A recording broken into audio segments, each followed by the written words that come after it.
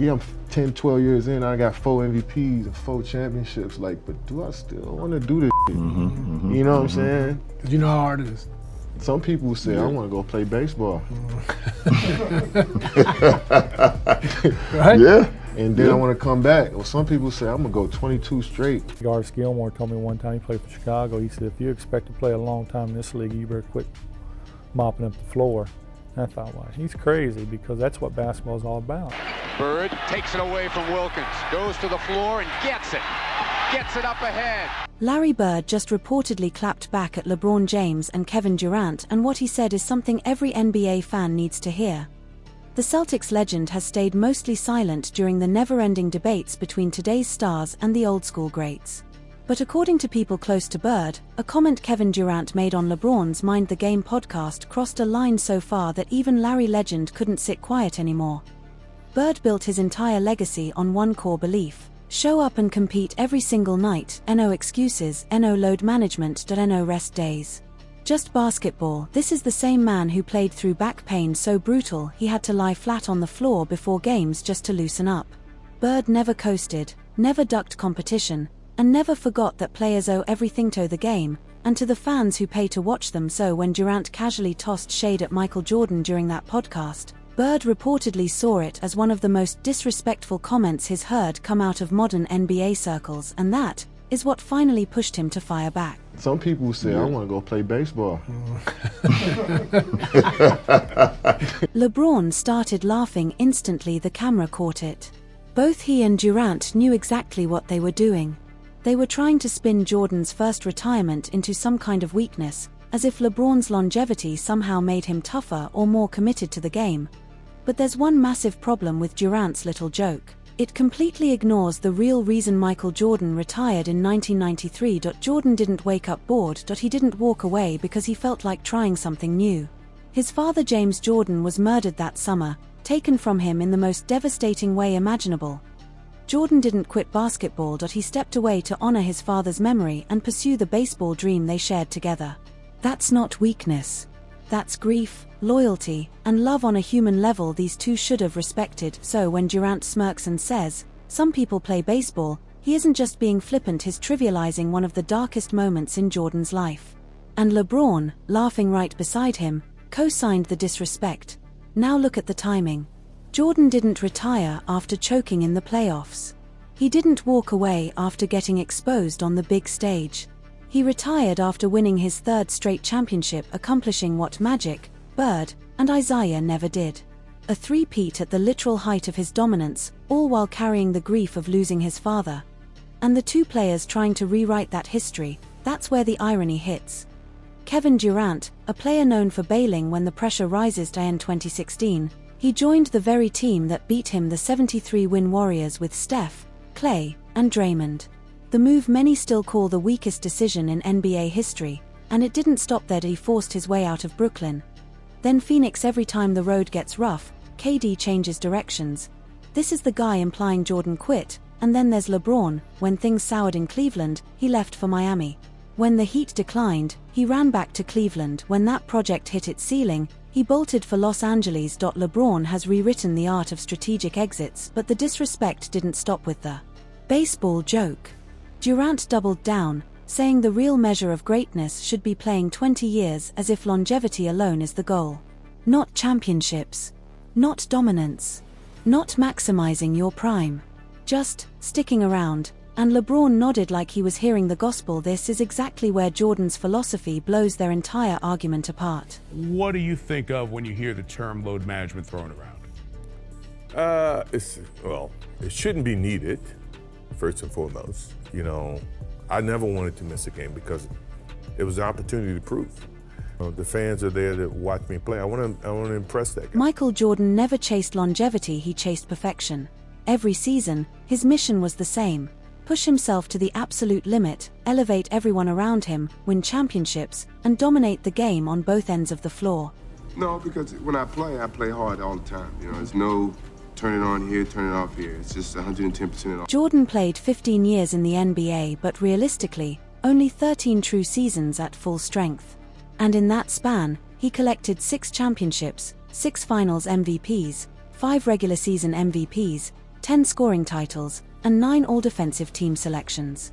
That's not just greatness, that's efficiency at a level the sport has almost never seen. Now compare that to Durant and LeBron combined. Together, they've logged 39 seasons, nearly triple Jordan's peak, and their total resume stacks up at 6 championships, 5 MVPs, 6 finals MVPs, 5 scoring titles, and only 5 all-defensive selections, almost 40 years of basketball. Yet they still didn't match what Jordan did in about a decade. More time, fewer results. The math speaks for itself. I twisted my ankle, and I had a teammate, David Greenwood. He says, you twist your ankle, young fella, come over and sit with me. This is you need to. I said, no, man, I'm trying to make a name for myself. There's no way I can sit. I need to get out there and show what I'm capable of. I want to play. I want to win. I want to make an impact. That was Jordan's mentality from the very beginning. As a rookie in 1984, he suited up for all 82 games, no excuses, no skipped nights. And he did it in an era that was tougher in every possible way. The game was more physical, the travel was grueling, and the resources were minimal. Teams flew commercial, had one trainer, one strength coach, and back-to-backs were a normal part of the grind. Yet players still showed up. Just look at the 1999 to 2000 season. 58 players played all 82 games. Now compare that to today. The 2020s have produced the worst availability rates in NBA history, despite players having every luxury and advantage imaginable: private jets, full medical and performance staffs, cutting-edge sports science, and world-class training facilities. And somehow, they're playing less than ever. Why? Because the mindset changed. The fans are there to watch me play. I want to impress that guy way up on top who probably worked his ass off to get a ticket or to get money to buy the ticket. You really cared about the guy who sat in the top deck at the Palace in Auburn Hills to watch you when you came to Detroit? Yeah, because I know he's probably yelling at me, and I want to shut him. That's the difference. Jordan respected the game.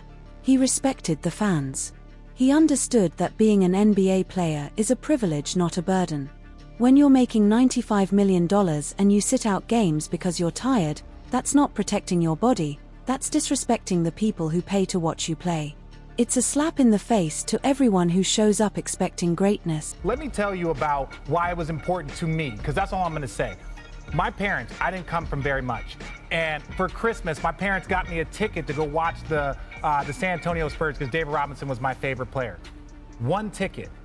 My dad, who worked security and scrubbed floors and did all this stuff, he dropped me off at the game, gave me $5, and I went in there by myself because my family couldn't afford to come to the game. That's who today's stars are sitting out on. That's who they're disrespecting with load management. LeBron has played a full 82-game season one time in more than 20 years. One time. Meanwhile, guys like Larry Bird, Kobe Bryant, Tim Duncan, even Allen Iverson did it multiple times without complaining. And here's the real issue. When LeBron takes nights off, when he embraces load management, it sets a tone for the entire league. If the face of the NBA can skip games, then why shouldn't everyone else? The attitude trickles down. Role players start resting. Bench players start resting. Suddenly the whole league is acting like the regular season doesn't matter and the only games worth playing are in the playoffs. This rest stuff just drives me crazy. You're playing basketball for a living, okay? I understand if you're working in a coal mine that you may need a rest day after it. You're playing basketball. Kevin McHale said it best: Jordan's era was built different because Jordan set the standard. When MJ was the face of the league, players showed up. They competed. They played hurt. They understood the responsibility that came with those jerseys. Jordan himself missed 64 games in a season because of a broken foot. The Bulls wanted to shut him down for the year, but Jordan refused. He came back on a strict minutes restriction, yet when the game was close with 30 seconds left, he demanded to be on the floor. He explained it perfectly. Do I care about the guy sitting in the top deck? Yeah. He's probably yelling at me, and I want to shut him up. If people are coming to watch me play, I don't want to miss that chance. If I physically can't go, that's one thing. But if I just don't feel like it, that's completely different. That's the mentality that defined his era: accountability, competitiveness, and respect for the fan. What is it? Load management? Yep. Like, can you imagine somebody telling me we gonna rest you tonight. What do you mean rest me? It's a game. Or you coming into the season and going like this, I got 82 games, count on me missing 20. No. We can't have a guy making $95 million saying, I can't play basketball 4 days a week. You can't ask fans to pay that money for a guy making $95 million won't play back-to-back games. I love the NBA game, but then I turn on to a game, right? And then the stars are not playing because of Lowe's management. It's hurting the game. Jordan and Larry Bird didn't even play 15 full seasons each, and there's a reason for that. They left everything on the floor, every single night. They dove for loose balls, they played lockdown defense, they sacrificed their bodies, and they did whatever it took to win. They didn't pace themselves or worry about year 20. Their focus was simple: tonight's game and this year's championship. Meanwhile, Durant and LeBron have spent years chasing individual numbers, stats, points, milestones, all-time lists. Jordan made it clear, if he cared about scoring records, he would have kept playing and chased Wilt and Kareem. But he didn't. Records didn't matter to him. Michael Jordan, Magic Johnson's, Larry Bird, Charles Barkley's, we earned what we got. When the corporate America came to us, we had a game that could validate their admiration and sponsorship and all that, yeah. Now they get that before they play one game. Yeah. So you're rolling the dice to see if this kid's ever going to be good or not. Yeah. So in essence, you're paying the kid off of potential that he may be great. You don't think that's good? No, because I think it sets bad work ethic. When you get something so easily, you're not going to work as hard. So when Durant says his goal is to play 20 years, he unintentionally exposes the gap between his generation and Jordan's. Jordan never cared about longevity. He cared about domination.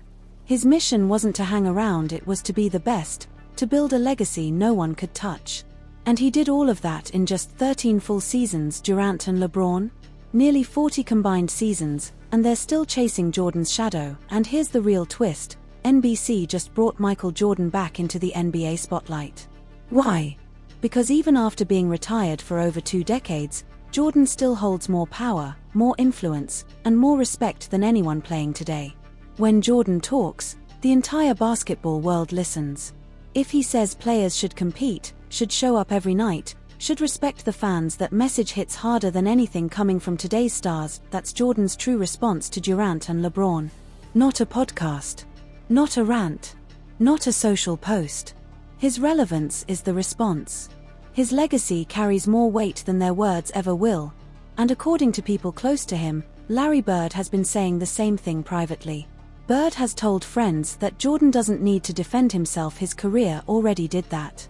Durant and LeBron can laugh on their show, they can downplay rings, they can brush off the standards Jordan set. But the reality is simple: they're still measured against him. Every debate circles back to him, every all-time list starts with him, and no amount of longevity can rewrite that, because Jordan didn't chase years. He chased greatness. And greatness doesn't need 20 seasons. It needs moments, iconic, undeniable moments, and Jordan had 13 seasons full of them. Durant and LeBron, even together, still haven't matched that standard. So yes, Jordan responded. And yes, Larry Bird is standing with him. They just didn't have to say a single name to make their point. Their legacy, their mentality, and the way they approached the game, that's the response. And it's louder than any podcast clip ever will be. If you think today's NBA has lost its edge, hit that like button. If you believe players should respect the game and the fans again, drop a comment below. And if you want more breakdowns exposing what's really happening in basketball, make sure you subscribe, because this conversation is far from over.